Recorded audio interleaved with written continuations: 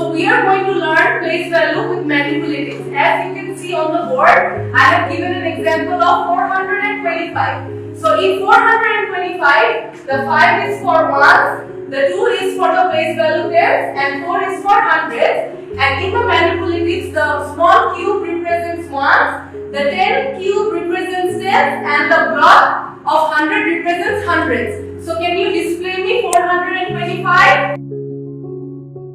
So here is 425, here is 100, 200, 300 and 400. Here is 2 tens, 1 tens, 2 tens, 420. Here is 5 ones, 1 ones, 2 ones, 3 ones and 4 ones, 5 ones. Its total is 425. Yes, very good. So did you all enjoy learning place value using manipulatives?